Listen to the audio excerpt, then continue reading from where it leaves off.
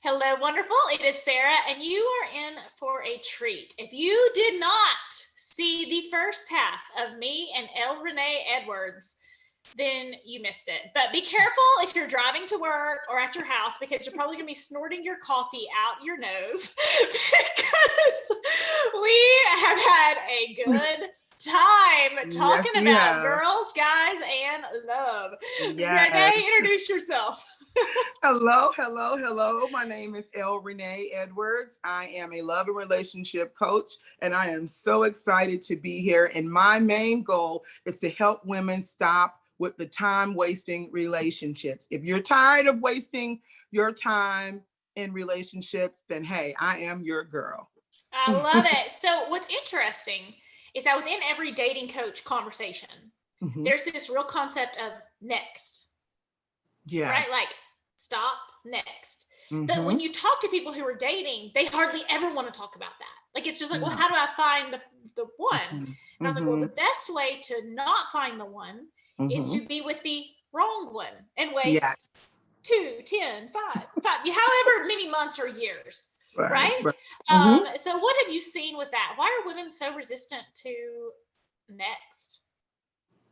I really think it goes back to the fact that again, we are a surface generation. Let's just be honest.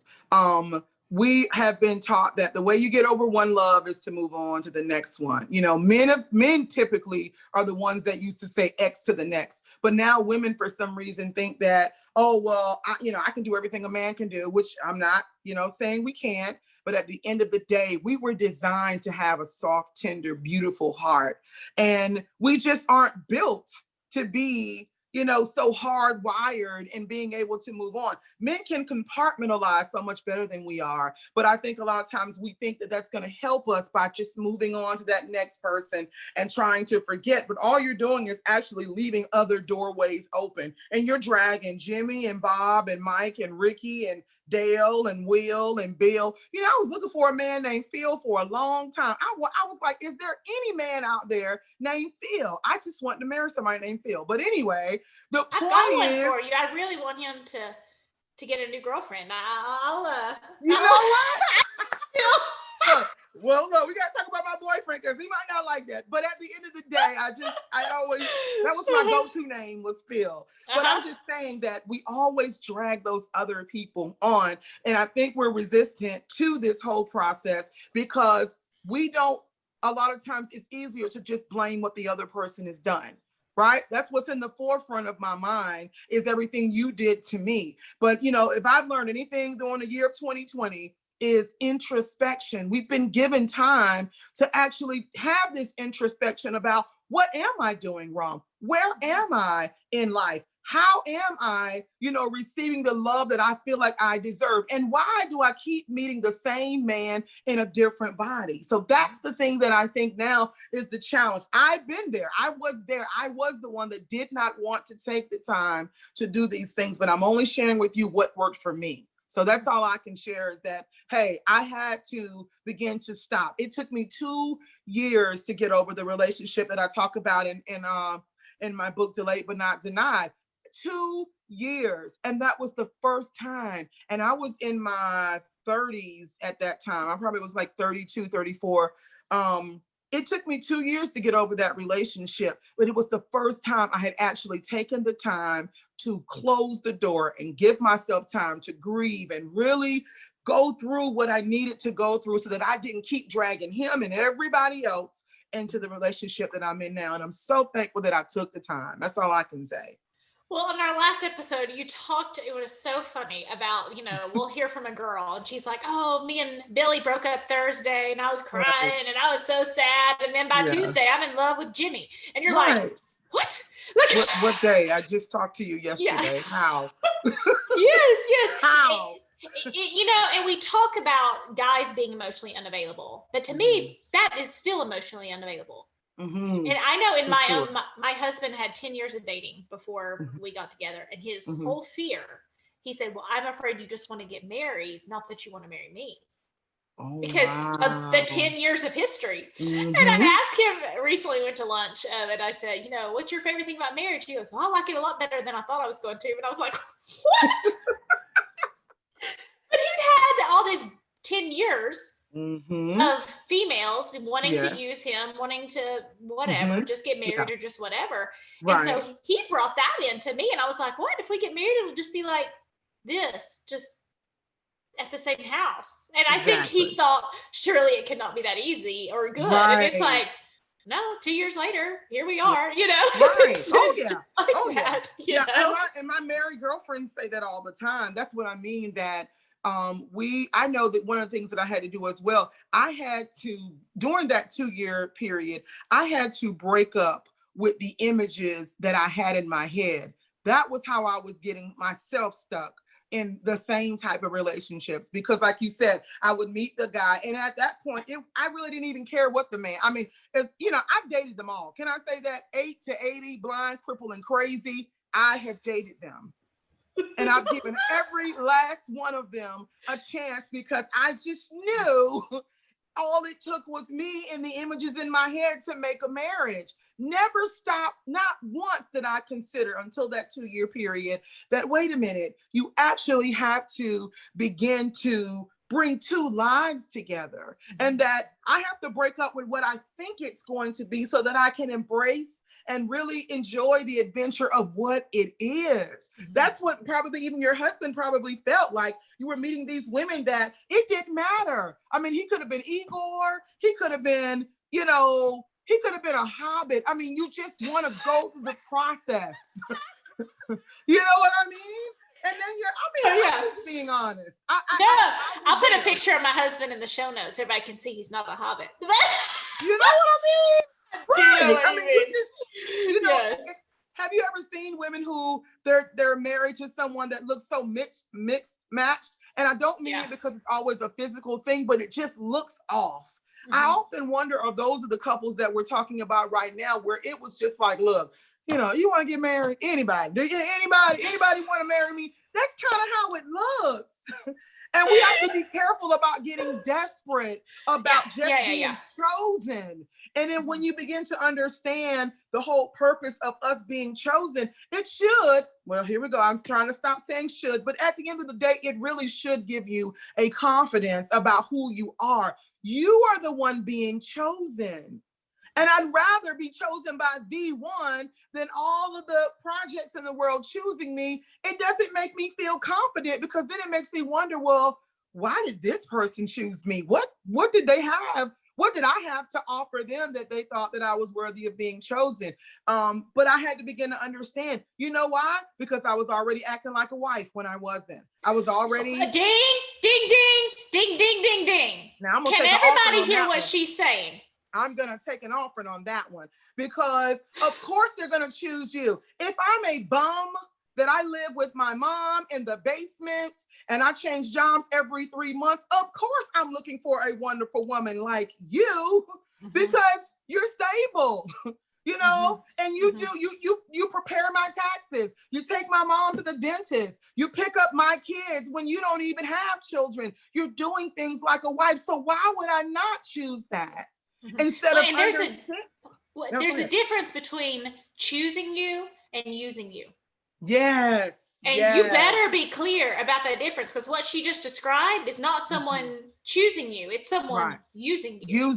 Correct. That is absolutely correct. But again, it has to go back, and that's why you have to be clear about you being ready for love. And that's why you have to be clear about your perceptions. That's why you have to be clear about your boundaries, because there's going to always be men out there ready to use you. They're looking for women like you. And I had a client one time that said, well, I always have men, they always come up to me and they always talk, and somebody's always asking me for my number. And I had to challenge her and say, well, let's look at them. Let's go back into a history of what did you get out of each one of them? The same pattern, the same guy in a different body. I said, so at the end of the day, is that really something to be excited about, because these people keep targeting you?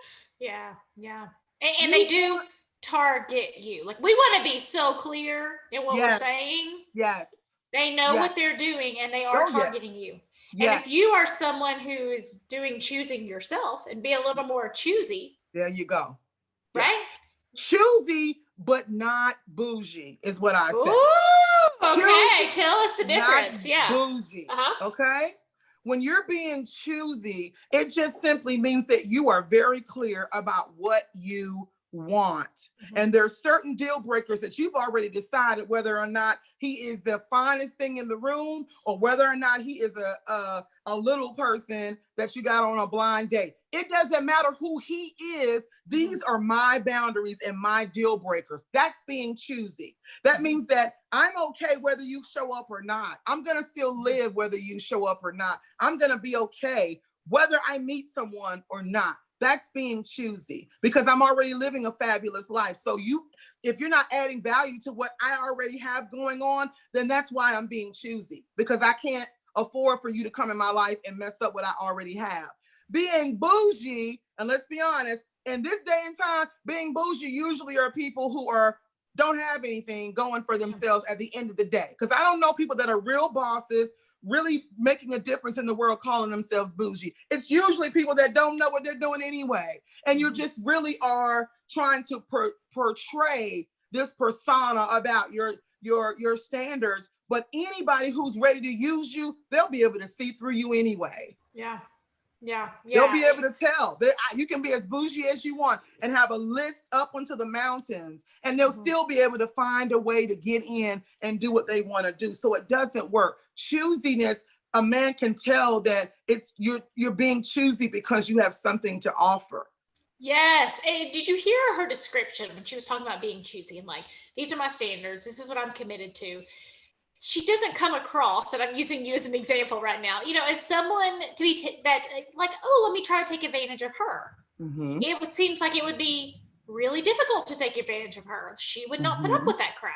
Okay? Exactly. So when people say, oh, I keep attracting toxic guys. Mm-hmm. Well, if you come from that perspective of, look, I've got a good thing going. Mm-hmm. My dating brand is I'm good. I love it. You can bring things to my life. Mm-hmm. Then maybe we could be great together. But I'm good either way. Exactly. That and you know what helped? Totally different thing. Yeah. You know what helped me with that as well? One of the things that I had to begin that got, again, that 2-year period changed my life. And I'm at the places that I'm at right now. I began to see the kind of men that I was attracting change when I began to really dig in and see what I was doing. And I hate to keep saying wrong, but I was doing things wrong because nobody had taught me. I didn't know. I'm a church girl and people just assume your dad's a pastor. I mean, God's your grandfather, basically. You should know these things. And I was like, but nobody ever said these things to me. But one thing I began to understand too, though, is that when I began to see that there were certain things that the reason why I was so desperate at that time for love and relationships and marriage was because I still was holding on to the fantasy that it was going to fix me. It was going to complete me. It was going to make me something.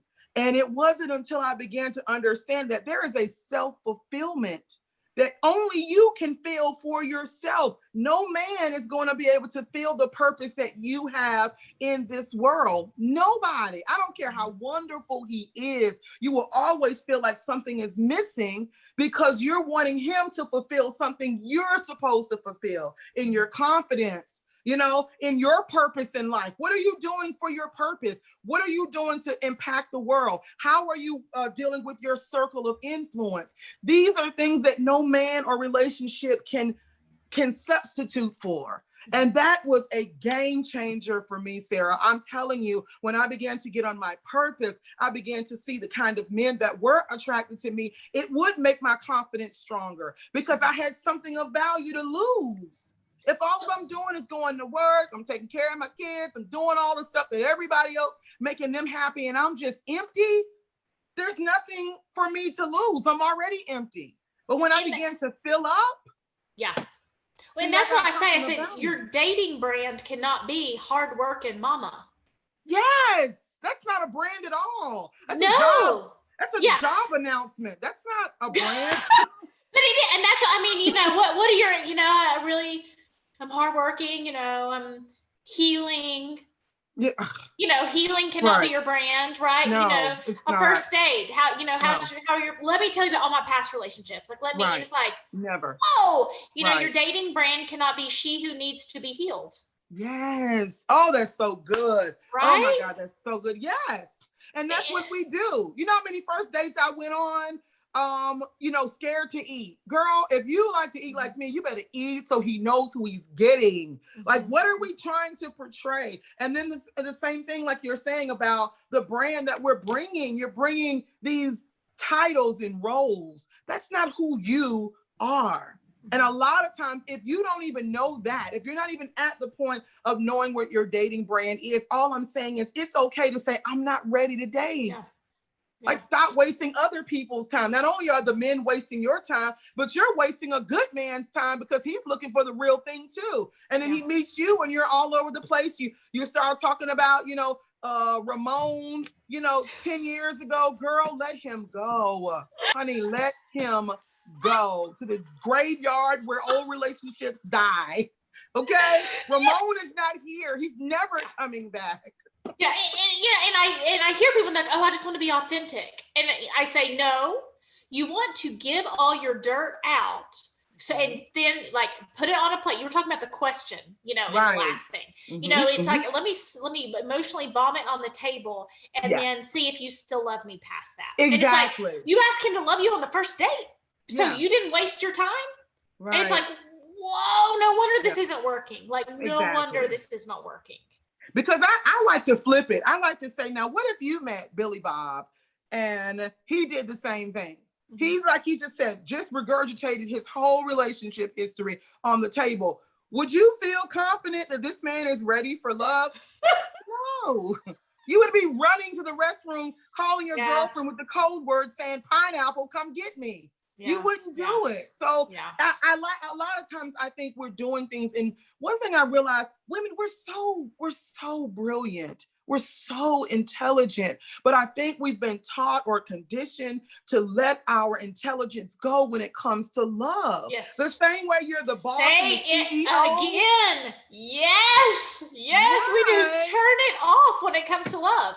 Why? And it's professional women. I mean, women who are CEOs and running corporations and buying their own homes and doing all of these amazing things and raising kids and taking care of mom. And you're doing all these great things. But when it comes to love, I think we get so exhausted that we just want to turn over our whole heart to someone and say, here, you take care of it.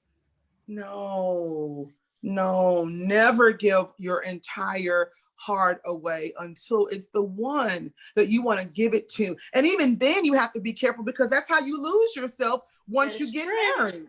Because you've given him all of your heart. There's nothing left. You don't even know who you are anymore. So, I think that's what we do. We got to start using our brains. We're so intelligent and brilliant and awesome. But when we come to love, we just turn our brains into mush and we don't even make sense. We don't make sense at all until you meet people like us. And we think, our stories, our songs are, there was a song, something, I'm gonna marry you anyway, like you're gonna break my heart, or I think you hate me, I'm gonna marry you anyway. And it's just like, what? What? Or you're worth dying for. That's a new somebody to die for. And you're like, somebody to die for? Right, like lose my life. Like, that's like, we like romanticize it, right? Yes, and then we think that's what we're supposed to do, especially like good girls. Yes. I'm supposed to buy a house. I'm supposed to do this. I'm supposed to lose myself in love. Exactly. And yet you see your girlfriends do it, and you're like, well, what happened to her? Exactly. Like, that's not respectful. Like, no one is respecting you. Like, oh, she just lost herself in that. Exactly. You know what I had to do? And I'll be honest with you. I'm working on a dating book right now. And I call the men, instead of giving them their name, I give them a title, like a book title or a song title or a movie title. Well, I call this one 12 Years a Slave, this particular relationship. And I had to be honest with myself about that relationship because I really was so tied to him in an emotional way. And I knew he wasn't any good for me. I knew that this relationship was not going anywhere, but yet and still, like a slave for 12 years, off and on, I kept letting him back in because I never closed the door. But you know what helped me? I had to begin to be honest about it. And one of the things I think is that a lot of times women, if you're trying to get over, you know, the one or the one that you just can't let it get out of your mind, and you feel like a lot of times you're making worse mistakes as you move on because you didn't go back and be honest about it. Because I had to just tell the truth to myself and to God to say, you know what? I know this man is not the best for me. I know he's not good for me. I know it, but I like him. I really want us to be together. I really could see it and all of that stuff. And then the minute that I began to do that, then I began to see clearly that he was nothing like all of these feelings that I was holding on to in my heart. And I was just wanting to share that to piggyback on what you were saying. Like we just don't, we turn off reality and what we're really thinking because we think it's polite. We're good girls. We're taught to always be polite and give people a chance and the benefit of doubt and all of these things. But we don't even do that for ourselves. We don't even give ourselves the benefit of doubt. We don't even, celebrate that, listen, you were able to get out of this toxic relationship. It doesn't mean you have to keep going back into them. That took strength and guts to do that. So that obviously means that you have strength to actually endure until you meet somebody worthy of you. These are just things that I went through, and I just hope I can help someone, but they don't have to take as long as it took me, hopefully. Well, and what the realization that I came to, because you were talking about, you had to say, God, I just really like him. I had to admit I'm not God, because I think it was like, oh, if I love you so much, you'll be different. Yes. If I give you enough chances, you'll be different. And it was a real humble pie. Yes. For me to say, my love is not enough to change another person. It's not. No. Nor should I. Nor would I ever tell my daughter, hey, your job is to love someone enough to make them different. Exactly. Right. No, put that never. pressure on her in a romantic relationship. Like, that's so inappropriate. If you want to have a charity, have a charity. Don't make it your boyfriend. Exactly. I love it. I love it. I always tell women to get off of the fake cross and stop trying to be Jesus Christ Jr.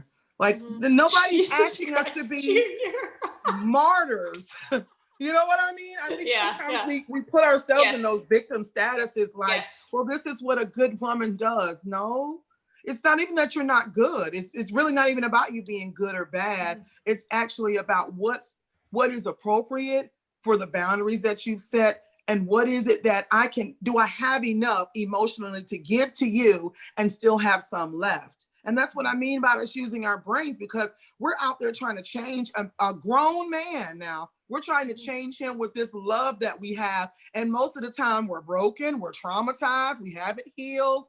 We're still going through things. And as you get older, now your body's starting to do different. So where is there room? How am I able to change you and make you into something and turn this water into wine when I'm still on vapors? I still have steam over here. There's not even water for me to turn into wine for myself. So there's no room for that, And I had to begin to understand that as well. I had to make room. That was why I took those 2 years to just say, you know what? I'm not interested. I don't know if I actually formally said it, but it was just something I just felt like something when we broke up. Yeah. I wasn't ready. I just wasn't ready. Well, we've talked about waiting. So I'd love to talk about like a green light, like giving guys green lights, especially in the context of maybe, being older, feeling like, oh, you're competing against younger girls, or I've already had I don't look like I did when I was 22, or, just those normal kind of insecurity things that you have to talk yourself out of and be a green light. Another dating coach I talked to, you talking about men need green lights. Like, do you look approachable, or do you look like stay away, on guard? Yes. Yeah. Can you talk about those things?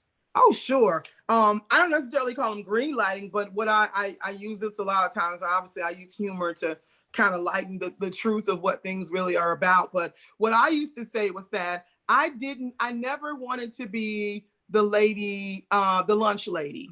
I didn't want to be the lady who serves the chicken and the punch and the cake at the vacation Bible school at church. Do you know why? Because they're not approachable. You know why? They're miserable most of the time. They're mean, they're stingy. And I always relate that to single women, especially as we get older. Because when we get older, we're about business. We don't have time for games. We don't have time for all that foolishness. We're about, look, is this real? Do you real? I mean, that's what we want to do. In real life, we want to say, are you for real? Are you gay? Are you a killer? Are you kind? Oh, okay, let's move forward. But that's not reality. And men are still, they're traumatized too. And I think a lot of the times that we are worried about, are we approachable? Look at yourself. Do you look more like the lunch lady? Or do you look more like, I don't know, the crossing guard who's always, hi.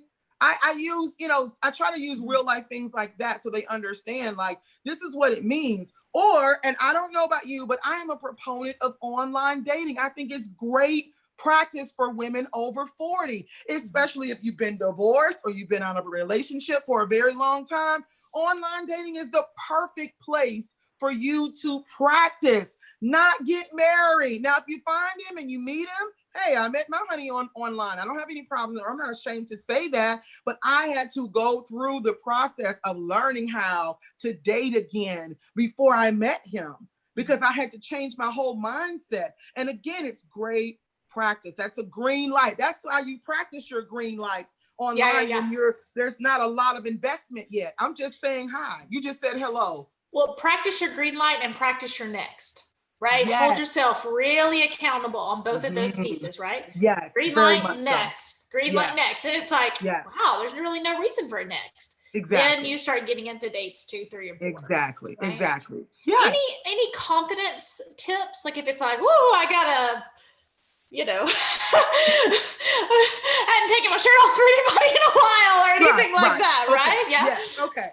First of all, take a deep breath is what I always tell clients when they're feeling, especially, when they're over 40, they tend to feel like, oh my God, it's been so long. Am I even dateable? I don't know if it's, hairy, scary down there. I don't even know how I would respond. I don't know how I would feel. One of the things that I always say is that self-care has to be something that you practice before you get back into the dating scene. Don't just start pampering yourself because you have a date. Don't run around the room looking for pantyhose and looking for fingernail polish at the last minute. Make it a routine that you already do, because women who already pamper themselves and take care of themselves that way, they're already confident. They're already confident because it's a routine. And you want the man to know that, the man you're interested in, you want him to know that. The other thing is this, dears, let me tell y'all something. The average man over 40. Now, if he's still dating the little young hotties, he's not the one you're looking for anyway. We're not talking about the midlife chrysers, is what I call them. We're not talking about the Chryslers, because they're where they want to be. But a legit man, you're worried about your shirt, dear. He is worried about his whole world. Okay? Yeah. The stomach, the hair's falling out. Like, we got to get beyond the surface of things. Would you rather have someone who actually appreciates who you are and the attraction comes from an inner part, or only a physical thing? I think we get to an age where physical stuff, I know it's hard. You feel like, oh, I'm not this and I'm not that. But the right man for you will look at you and think you are amazing inside and out. I promise. Awesome. Yeah. Well, give them your one, before we wrap up, give them your one favorite dating strategy. Okay. My favorite dating strategy, I think, is to go into a date without expectations. I know that we've talked to have the list, but I'm telling you, on the first date, leave the list at home. Just go and pretend that you're just going to dinner. And just be yourself. And then you can begin to see, qualities and understanding the conversation. Don't go, I always tell them, don't go out the gate blazing, I'm looking for a husband. Are you it? No, it's just dinner. Yeah. It's just chicken. It's just pasta. It's just chicken. It's just chicken. That's going to be my new dating strategy. Like, when people like that, it's just chicken. Like, it's just chicken. It's just chicken, dear. It's just chicken. Awesome. The same chicken you eat at home. It's chicken. That's all. Yeah, you just changed. Yeah, you just changed. Well, tell them where they can find you, Renee. All right. You all can find me on Facebook under Renee Edwards. You can always send me an inbox there. I am also on Instagram, the L Renee GA. I'm the only L Renee in Georgia that I know of. You can also email me at thelreneega@gmail.com. And I'd love to work with you all. I am working on, actually, I have an online 21-day challenge that I am working on, that if you think you're ready for love or you're not sure, hey, let's find out. Let's work together and see if you are actually ready for what you say you are. Awesome. Thank you for helping us Thank you. take one step closer to becoming toxic person proof. Yes. Thank you so much for this opportunity, Sarah. I loved it. This was awesome. Awesome.